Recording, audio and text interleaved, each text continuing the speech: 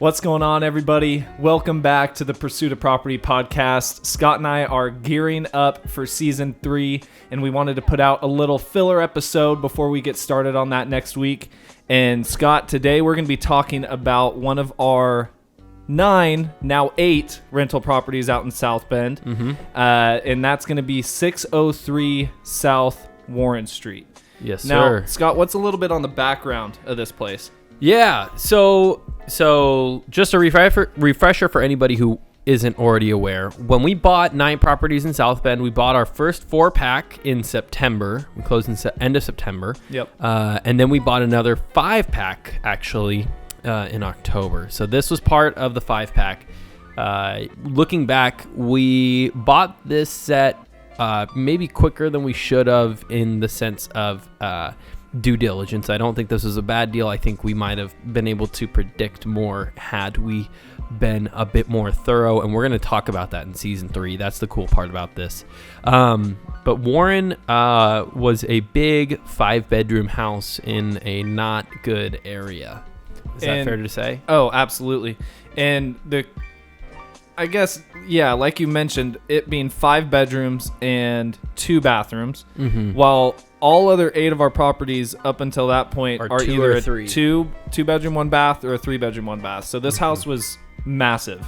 Yeah. And we knew going into it, like you said, that this was probably like the rotten fruit of the bunch. Yeah. So if I remember correctly, we bought this 5-pack, right? And it was currently occupied. Like, everything we bought was occupied when we bought it, right? Let's go back to before we bought it. Okay. There were warning signs even before. Okay.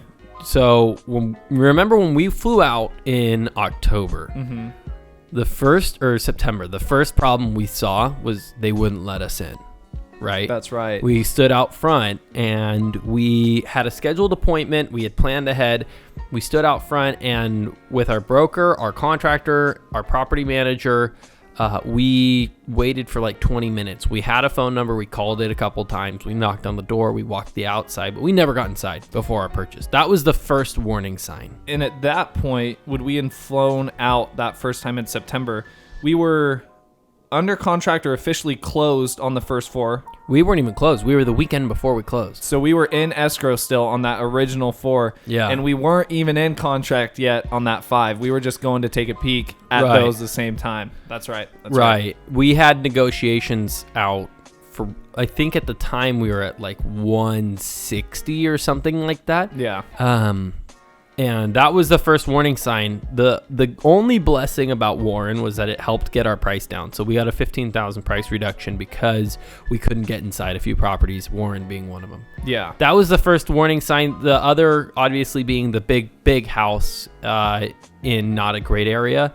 You know, we knew that it wasn't really going to have the sales value that maybe the seller was trying to charge us for. Yeah. Yeah. And so with that background out of the way, you know, we leave South Bend, you know, this deal for this 5-pack with this house is still under negotiation. And you mentioned we got the $15K price reduction, and we end up agreeing on a price for all 5. And what was the price for all 5? Now I think about it, we were at 150 and we got a price reduction down to 135. That's right, because, and we're going to be breaking down all this even in more detail. This is like a season 3 booster, because we talk about all of this in season 3. So we end up buying all 5 for $135, but we also borrowed an extra $20,000 from our private lender. Because we knew that these were going to be problems we had to solve. Yeah, and we thought, we thought that would be enough.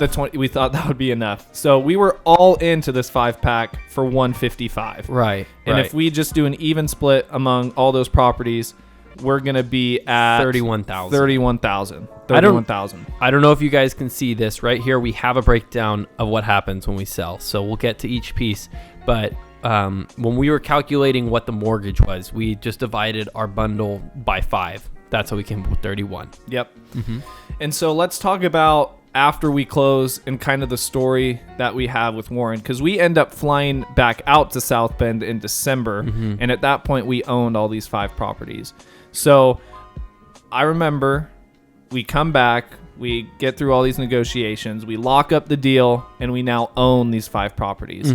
I remember starting there was a tenant in there, and like most of our other stuff, kind of just out and dipped pretty quickly. So it's kind of cool. Let's talk about this a second. The difference between Indiana and California is the way that the tenant laws work. And for some reason in Indiana, when a tenant doesn't like you, they leave. That's their solution, which a California landlord hears that and goes, oh my gosh, sign me up. It's the best way to end a tenant relationship. Yeah. So we bought the property, and before we even collected one rent from them, they were gone. dipped. Yeah. Yep. And so that was the first time we got access to the property.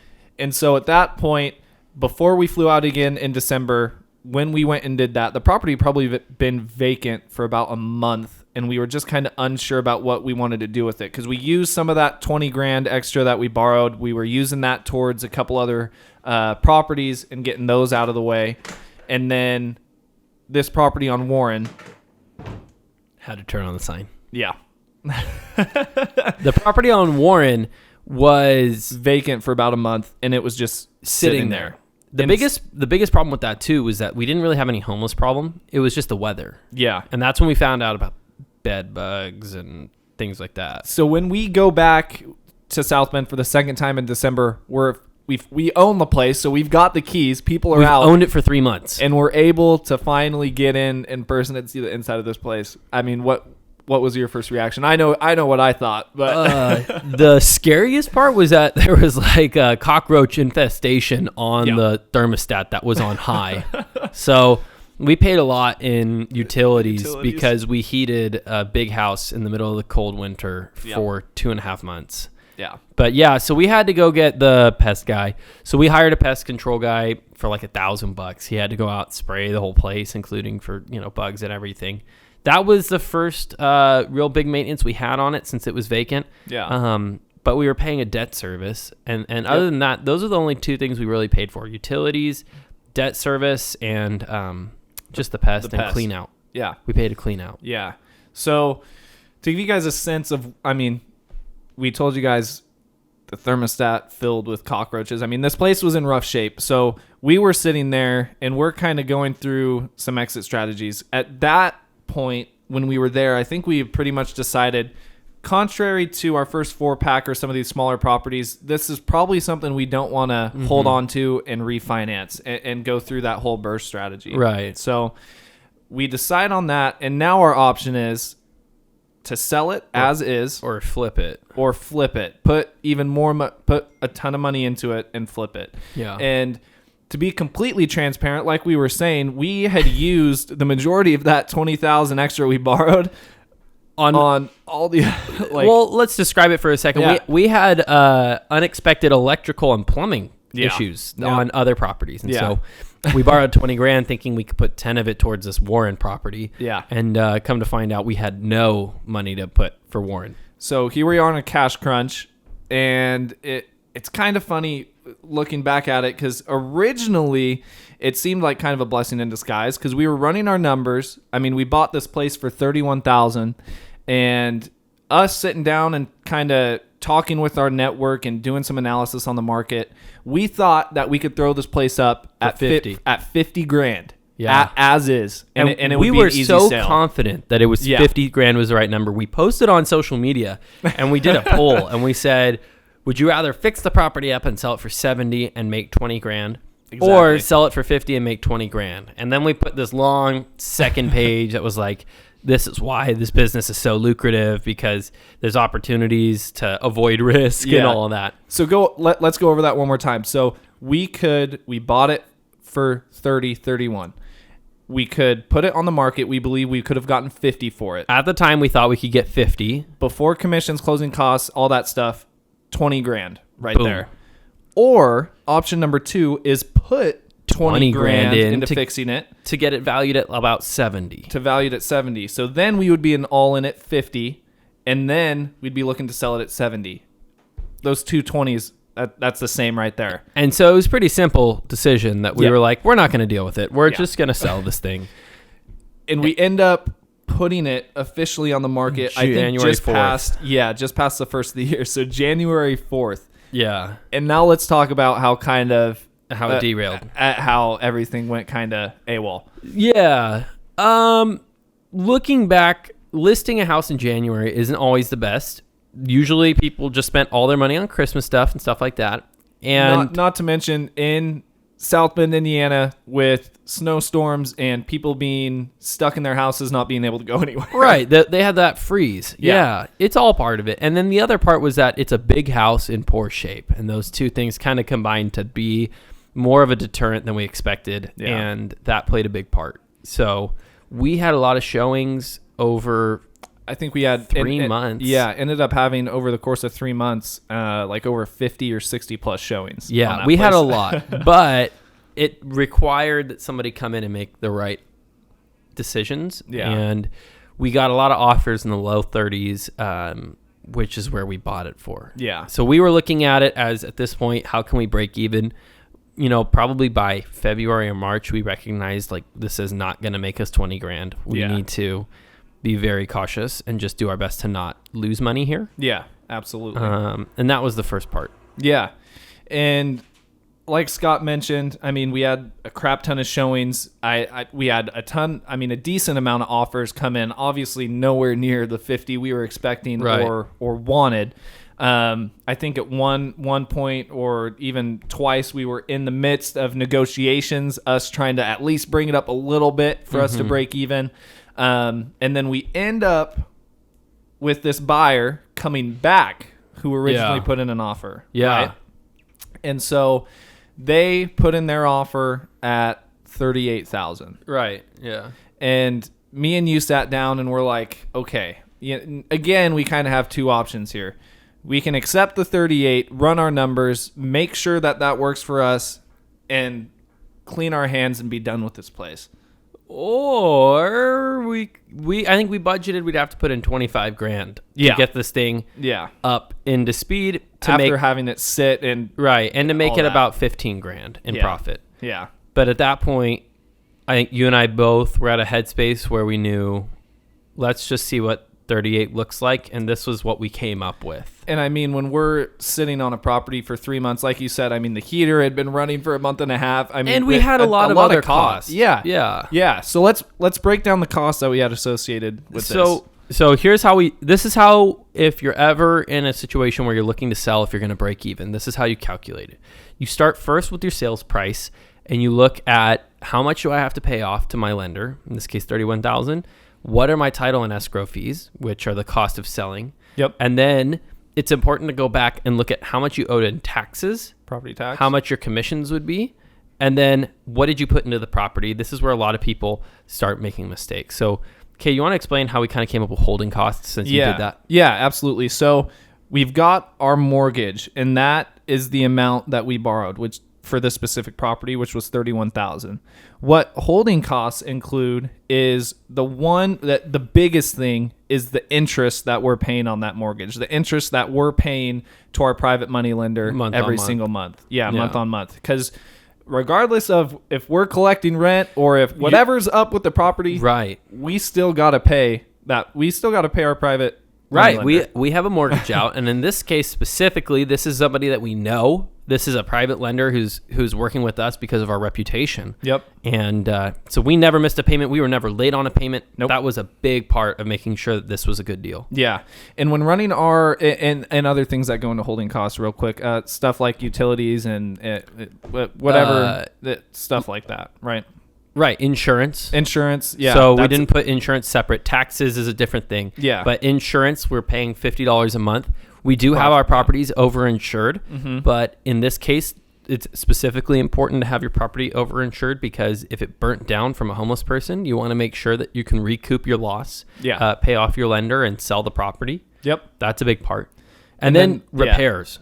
Yep. And so the only, like Scott had mentioned, the only thing that we had put into this property repair wise, and we're just classifying repairs as the pest work that we put in there. It was two things. That and a clean out. And the clean out. That's right. So we had to do pest work was about $800 if I remember correctly. Yeah. The clean out. And the clean out was $50. Yeah. So, and the important part was that we needed to clean it out and get it sprayed to put it on the market. Yeah. At the end of the day, those are two simple things that make a big difference. Yeah. I bet if we had not done that, we would have sold for less. Yeah. Oh, and would have lost Yeah, thousands of dollars because crazy. people overestimate the cost of that. Yeah.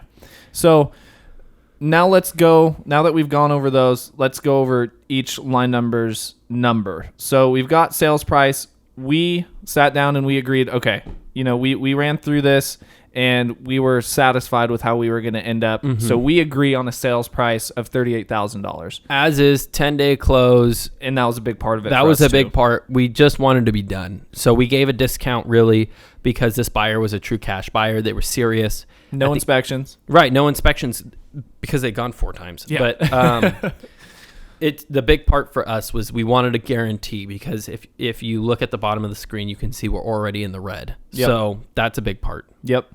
So like we were talking about mortgage, we borrowed $31,000 on this place. So each line item in red, we're subtracting from our sales price, and that gives us our profit. So we've got the 38. We subtract our initial mortgage that we need to pay back to our private money lender of 31. The cost of selling it, which would be all of our commission, title, and escrow. Okay, we've got title and escrow at a little over $1,300, $1,330.40.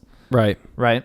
And then commissions just totaled over $2,200. We've got $2,280. So we're talking like 35. 33, yeah, 30, yeah. So you're looking at $3,500 just for the cost of selling it, which is why that was a big part of how we didn't make it. Yeah. And then the cost of holding the property ended up being, what is this, 8, and 18? Yep. So $3,500. Yeah. So the cost of holding it was about the same cost as selling it. Yeah. And after that's all said and done, what we wanted to do when running this profit number is we could have left out, our interest to our private money lender and stuff like that, and technically say, we made a profit and stuff like that. But we wanted to know our true all in and our true profit on it. And after it was all said and done on this place, we closed on March 23rd. I think right. March 23rd. Yeah. And we ended up losing a grand total of $138.47 on this place. And you can see Kate smiling because we learned a lot for $138. First off, we popped sparkling cider. We did. With our lender, and because they had to come in and sign, and with our notary. And we were laughing because there's very few times that you'll see somebody smiling about losing money. But in this case, we kind of actually felt like this was a good learning experience. We knew from the start that it wasn't a good property. So I'm glad that we didn't have a false expectation, even if at one point we did. When we started, we did not. Yeah. And obviously, negative $138.47 sounds a hell of a lot different than making $20,000 on the sale of a property. And the lessons learned, though, are important. Like, we didn't ever count that 20 grand in our pocket. Yep. It's why we weren't sad. Yeah. Because we didn't think like, 20 grand is going to be in our pocket, in a month and a half. Like, we just don't think that way. Yeah. To us, we were like, okay, hey, great news. We're done. We lost $138. What we really lost more than anything, or I guess you could say invested because we came out with learning lessons, was our time. Yeah. I think we spent more time trying to make the decisions of what to do and managing what we were doing than the cost of $138. Yeah. But like you were saying, at the end of the day, I could care less about losing $138 on this property because of what you were saying. All of the learning experiences that we pulled from that and being able to take everything from that moving forward on any other properties we buy or sell out there. It more than makes up for its value of losing $138. Yeah. And I don't think either of us are super sad about it. We both laugh. I wish we both wish we would have made 20 grand, but of course, at the end of the day, being able to take the learning lesson is important. Knowing how to calculate a loss now, when people talk to us, we can say honestly that it's not always sunshine and rainbows. And, when it rains, we knew how to handle it. And that's important. I think our lender, who has $155,000 invested into us, who took a risk, sees that we made them whole even when we weren't making money. And at the end of the day, I think this was a really good exercise for us to just see what plan B looks like. Yeah. And something that popped into my head right when you were just talking, and something I think ties into this perfectly. We just saw today one of our mentors, Jason Pritchard, posted some content on his story about a property that he's having issues with here in Fresno, one of his rental properties. Way worse than ours. And to kind of speed things up a little bit, what Jason essentially said in these stories was, hey, my project manager was kind of frustrated. I'm frustrated with how all this stuff is going. But you got to remember, at the end of the day, this is what the two of us signed up for, right? We signed up for this knowing that it is what it is. The worst it can happen. And it's learning from that, like we were saying, brushing it off and taking it and moving on. Having money available to make sure that when things go wrong, you're ready. Yeah. The great thing here was that we didn't have to, because here we lost $138, but we already clarified. We actually made money when we sold it. We got a check for like $2,500. Yeah. But what the big benefit here was that we didn't have to write a check for $10,000 to make our lender whole. Yep. And that's a big part too. Yeah. I think we'll learn a big lesson when that day comes, and it will. And in the meantime, this is awesome in the sense that, like, for $138 and 7 months of our time, we learned more than any of our other properties we've had so far. Oh, 1,000%. And I mean, one of the big things that I think about too, I mean, regarding this property, our rentals, real estate investing as a whole, or like whatever situation you're going through, like it can always be worse. It could have always gone a lot worse than this. So and we feared it would. I mean, we were pretty happy that we were able to get $38,000. Yeah. At one point, we were really seriously considering like a 33 through 35 offers. Right. I mean, and that would have our all in thousands of dollars lost. Right. So I think at the end of the day, we may have come in technically in the red, but I think we kind of came out at least on top in the sense of the education. Education. You couldn't pay $140 to anybody and learn what we learned. No. And we also, as partners, we always talk about work. When you buy property with partners, you have to understand that, like, you need to know how the other person's going to react in the worst case scenario. Yep. This wasn't the worst case scenario, but it wasn't ideal. And I think you and I both saw how the other person, responded, and we both had moments where one of us was more upset about it than the other. And then, we were able to talk and be like, why are we upset about this? Like, we knew that this was a possibility when we bought Warren, and now here we are. And we're more cautious now on our purchases. We're better at advising other people too. We're both very adamant, like, get a home inspection done if possible. Yeah. Don't just buy stuff without checking. Yeah. But overall, it's been worth it, and our other properties are going great. And when people ask about South Bend, I'll say I sold one of my properties, and if they ask, I'll say, I lost a little bit of money, and I don't have any shame in it, because it was like we said, it was a winning opportunity when it came to the education. And not only was it a learning experience for us, but when we have, like the example you mentioned, people ask like, hey, how's everything doing out in South Bend? I mean, I'm not here, you're not here, we're not here to hide anything or kind of put on a false persona. Like, this is legit. This is exactly what I wrote this out one day when we were doing our analysis on April 22nd, a couple days before we closed.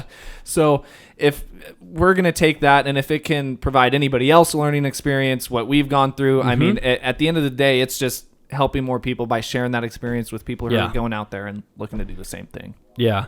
We wanted to do this episode just before we put out season 3 as a small teaser of kind of why we're going to be talking about out-of-state investing.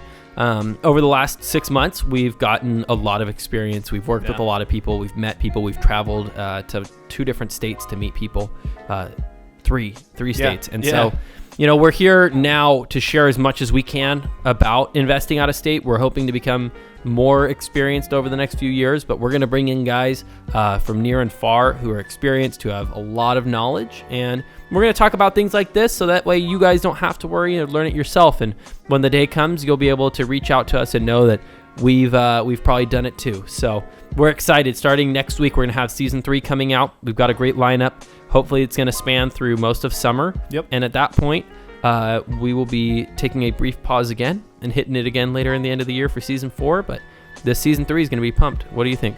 I'm excited, man. I think we mentioned in season 2 a little bit of what we were doing out of state wise and went over a little bit of numbers. And I mean, stuff from when we first flew out or even first thought about investing out of state. I mean, it's a night and day difference, and I'm pumped to be able to share that with everybody, bring people in who can, help walk everybody through. If you guys are looking to do the same thing, get yourself and your future family on the track to financial freedom through, this avenue of rental properties. I think it's going to be a really, really great season for everybody. Yeah. And with COVID and everything wrapping up, I think different states are doing things differently, and that's going to play a part. We'll share our knowledge about what Indiana's been doing to change, and we're ready to share as much as we can. So we're excited. This is going to be coming out hopefully today. Yep. And by next week, plan on seeing the new season. There we go.